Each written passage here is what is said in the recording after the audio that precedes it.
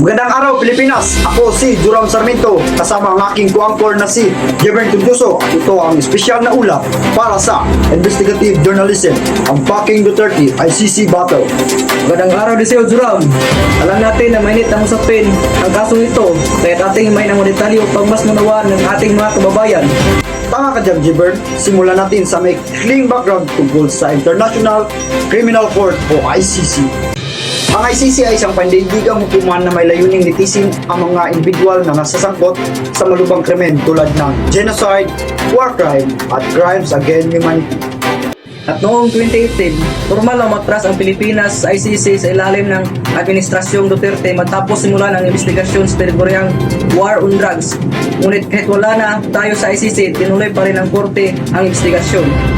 Isang malaking tanong dito, Jevern, kung may jurisdiction pa ba ang ICC sa ating bansa kahit hindi na tayo membro. At kung paano ito nakakapekto sa ating relasyon sa ibang bansa, kaya naman nagpadala tayo ng ating mga reporter upang marinig ang mga pananaw ng iba't ibang sektor. Narito ang ating unang panayam, isang OFW na may sariling opinyon tungkol sa isyu. Para sa detalyeng iyan, narito si Jerome Barnaha. Maraming salamat, Joram Sarmiento.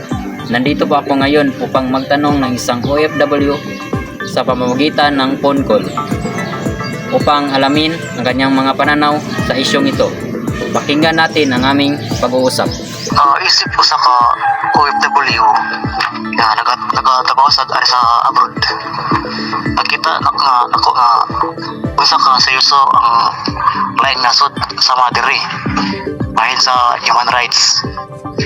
May mga OFW sad na nagasuporta kay Duterte dahil sa iyang matapang na pamumuno, pero may iba na totoo nga dapat naay managot kung naay paglabag sa karapatang mga tao. Tunga mo ang opinion ana, pero ang importante gusto na to tanan nga sa ayo sa Pilipinas. Salamat, Jerome Barnaha. Sunod naman ang ating pakinggan ang opinyon ng isang pag-aaral tungkol sa usaping ito. Ito si Faith Catayas para sa panayam. Nandito ako ngayon kasama ang isang mag-aaral na si Miss Janine na mula sa Holy Cross Academy upang alamin ang kanyang pananaw tungkol dito. Bilang isang mag-aaral, paano mo nauunawaan ang kasong ito sa konteksto ng hustisya at pangdaigdigang batas? Sa aking opinion, hindi dapat gamitin ng soberanya ng bansa upang takasan ang mga kasalanan sa mga paglabag sa karapatang pantao. Ang hustisya ay dapat mangibabaw sa anumang interes ng Estado. Tingin ko ang kaso na ito ay nakaka-epekto sa imahe ng bansa at sa mga kabataan. Ito ay magpapakita kung ang bansa ba ay may malaking pananagutan at hustisya o kung ito ay nagtatakip sa mga paglabag sa karapatang pantao. Mukhang may iba't ibang pananaw ang ating kabataan, pero paano naman ang tingin ng mga eksperto? Narito si Regalado upang iulat ang kanyang mga sagot. Kasama ko ngayon ang isang profesional upang pag-usapan ang usaping ito tungkol sa ating batas at sa ekonomiya. Sa inyong palagay, sa inyong pananaw, ano ang magiging epekto sa kasong ito sa ating sistemang panghustisya at paano ito maaaring makapekto sa negosyo at ekonomiya sa Pilipinas? Aking pananaw, malaki ang epekto sa ating hustisya, lalo na dito sa Pilipinas. Kasi inabuso nila ang ating batakang balaod. Samantalang ang ating dating Pangulo Duterte, nakit nila na hindi dinaan sa maayos na proseso. At ito ay lalong nakapekto sa ating negosyo at ekonomiya sa Pilipinas. Sa aking implikasyon, at lalo na sa buong Pilipinas, ang mga Pilipino ay nawala ng tiwala sa hustisya na ipinutupad sa gobyerno sa Pilipinas kasi sila mismo ang sumira sa ating batakang balaod. Maraming salamat po. Narinig natin ang pananaw ng isang eksperto. Ngayon, alamin naman natin ang tugon ng gobyerno sa isyong ito. Ito si Japet Leones. Kausap natin ngayon ang isang opisyal na gobyerno upang alamin ang kailang tugon sa isyu ito. Ano ang mga tugon ng gobyerno sa pagpatuloy ng investigasyon sa ICC dahil wala na tayo sa kailang produksyon? Sa aking palagay, no, kasama sa pagsusuri ng impormasyon sa dilim ng trending habla na di mo na ikaugnay na magtingin sa lalim ng jurisdiction ng korte ang mga paraan sa proseso ng pag-imbestiga ng ICC.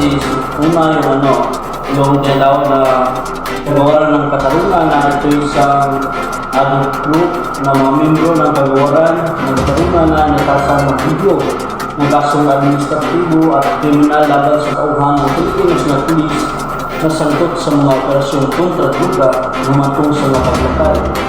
At ang ikalawa naman ay tinatawag ng rate of amparo proceedings na sa ilalim ng Batas Pilipinas, isa itong remedyong maaaring makuha ng kahit sinong tao ng karapatan sa buhay, kalayaan at seguridad ay nalalabag ng napagbabantaan mayurakan dahil sa aktong labag sa batas o pagkukulang ng pampublikong opisyal o kawani mula sa pribadong individual o entidad. At ang ikatatlo naman ay ang tinatawag na gawain ng Administrative Order ng 35 Committee at ng United Nations Joint Program on Human Rights. Ang Administrative Order na ito ay isang committee interagency na pinangunguhan ng pagiging justisya at nakapokus sa extrajudicial killing na labag sa batas at pilitang pagkawala, torture at iba pang matinding paglabag ng karapatan ng tao. At ang ikaapat naman ng proseso ito ay ang investigasyon sinigawa ng Internal Affairs Service ng Philippine National Police. So ito ay isang pandisiplinang pandinig laban sa kawini ng pulisya ayon sa mga hukum. At ang pangunahing layon ay hindi isulong pa ang paggamit pandinig at sa gayon ay hindi magbibigay dahilan pabor sa pagpaliban ng investigasyon ng ICC.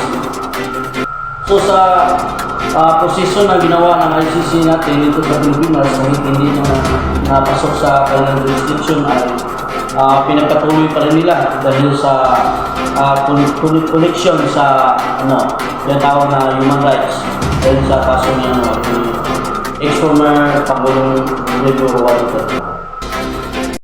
At upang makumpleto ang ating panayam, narito naman ang opinyon ng isang ordinaryong mamamayan. Narito po ako sa Barangay Batasan upang magtanong sa pagkaraniwang mamayan upang alamin ang kanyang pananaw tungkol sa parakip ni former President Rodrigo Roa Duterte. Ang kana nga kaso kay makahatag sa mga tao og lain-lain na kanang opinion o pwede sad ni makaapekto sa image sa Pilipinas sa lain na country o kanang o sa atong relasyon sa other country pwede ni makaguba. And then pero if sakto ni o kanang fair lang ang process kay pwede na siya mahimong like example sa accountability of justice. Tapos kanang pwede ni makuan sa like kanang himong example pod sa lain na sa generation makuha sila og kanang na sila ma-learn bitaw para in the future kay makahibaw na sila sa mga angay baton og dili.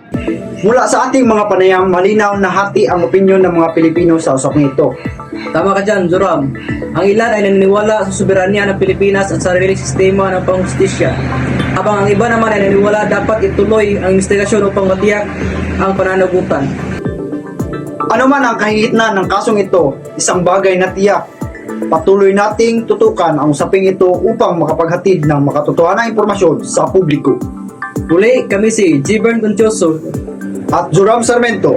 at ito ang iyong ulat para sa investigative journalism, Unpacking Duterte's ICC Battle. Maraming salamat at magandang araw.